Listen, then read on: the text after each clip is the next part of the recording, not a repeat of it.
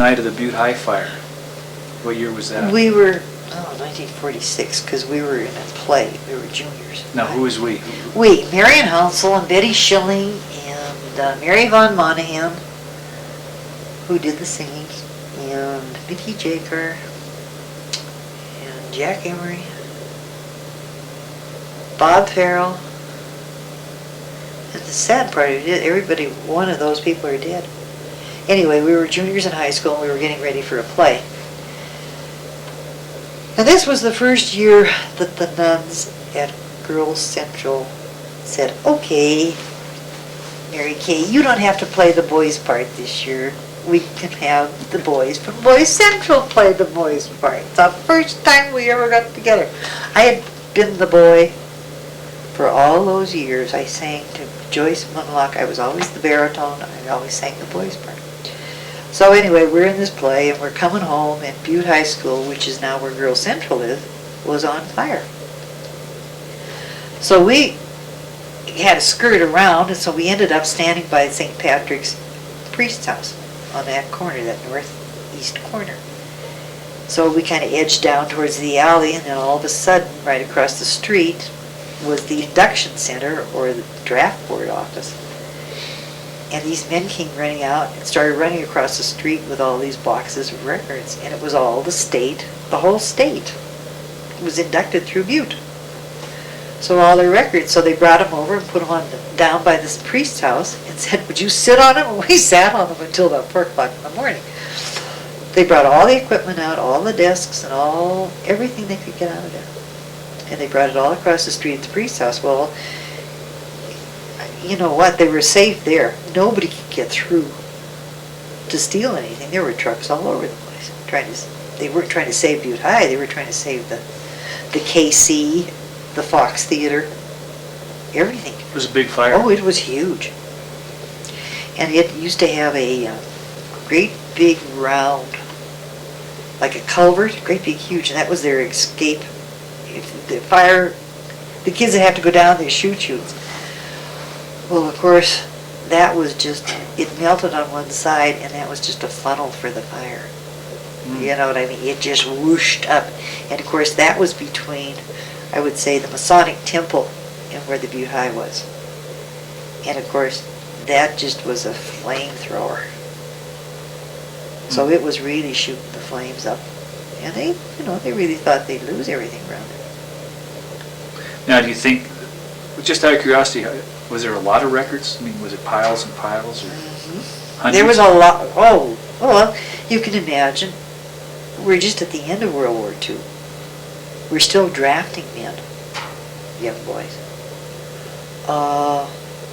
There were boxes, files, and they didn't bring the whole file. They bought them drawer by drawer, so you had to kind of keep them from blowing away. You know, fire creates wind. And that was a big problem, because they didn't bring the whole file. They didn't have the dollies, so the men were carrying them out. Now, they wouldn't allow these boys to go in and help them, but the boys would meet them halfway in the middle of the street and bring them over.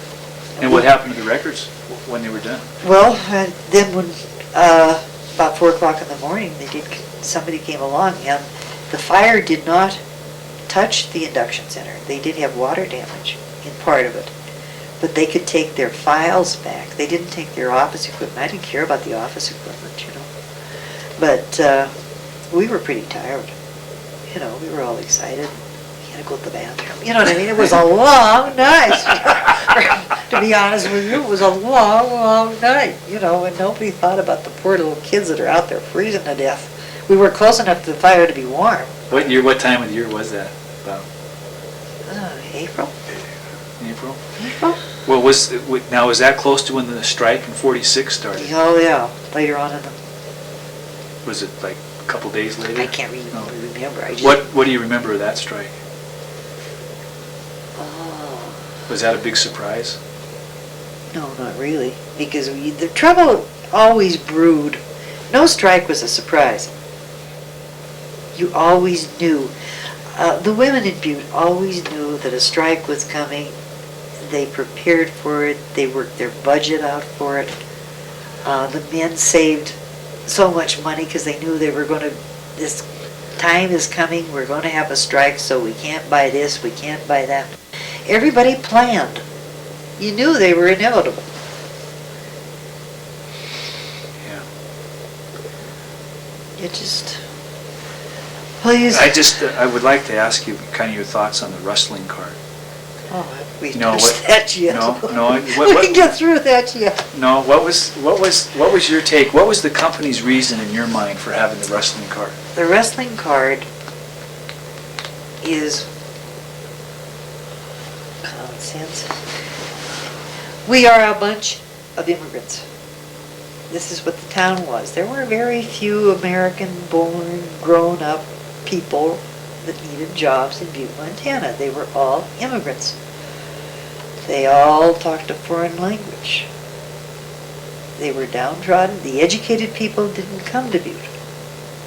So we had the ones that they couldn't speak it, let alone read and write English.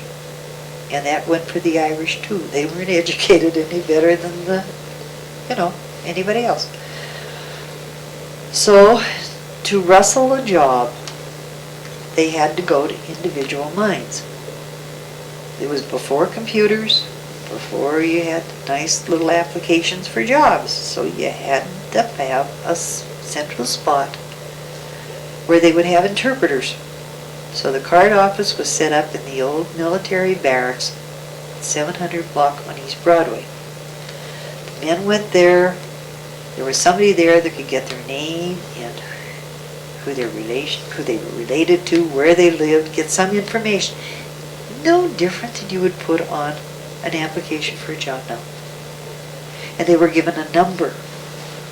And the number was important because when they went to the mine gate, the foreman maybe needed a dozen men for carpentry. All right, this guy's got carpentry on that card.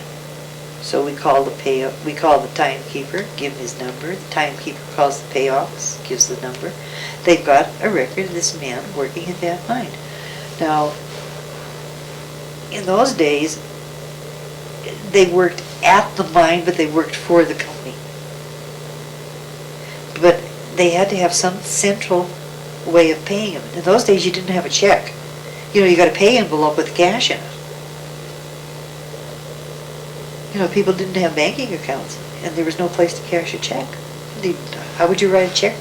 50,000 people every week is kind of hard to pay. So that's why the Rustling Card. And there was nothing degrading about it. Was it ever used to keep track of people that were troublemakers, do you think?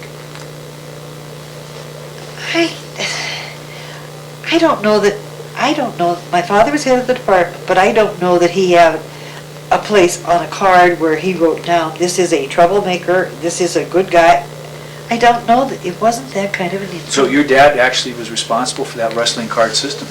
Well, no, the Rustling Card system was put in before him, way back in the teens. Right. But still in all, it came in under his, when he assumed rent, fire, and protection after Stivers. Okay. But the Rustling Card thing went on for years and years and years. Men had to have a central place of information. Would they know how many Finlanders were in the mines, how many people from Czechoslovakia? I don't know Did that they keep track of it that way? You didn't have computers. I mean, how many times... Did you ever pay a clerk to sit down and count how many Italians are working on this job or how many Finland? That doesn't know. You don't No think way. that's how it was used? I mean, you didn't have that kind of manpower in the clerk's office. I mean, why would they even think of we had this many? Okay. I can't say they did or they didn't, but I sure can't imagine Yeah. the company paying somebody to sit down there and count out how many he had working for here and here and here. Was there a department called like mutual aid or something? I mean, who kept track of the card? Was it your dad's department that Yes, kept track of that? yes. So he knew a lot about the card and why it was there and so Oh, yeah. forth. Yeah. Okay. But as I said, it would be a Tower of Babel at every rustling office. Yeah. In that book there, did you see the picture of the men rustling a job? Yes, the steward. Yeah. I mean, you'd have how many languages? Yeah.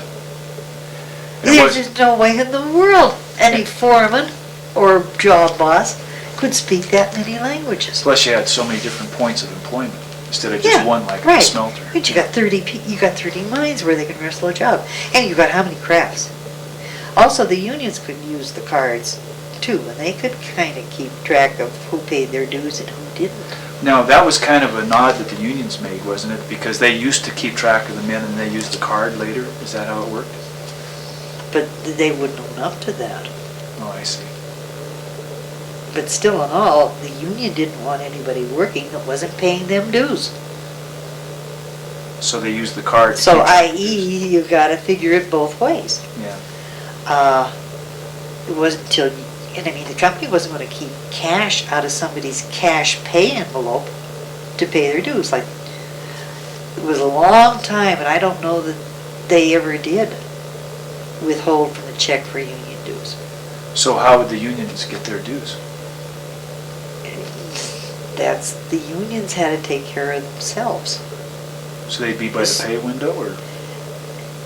That's where they got this, I suppose scab business, but a man didn't dare not pay his union dues if he was working next to a union-paying man.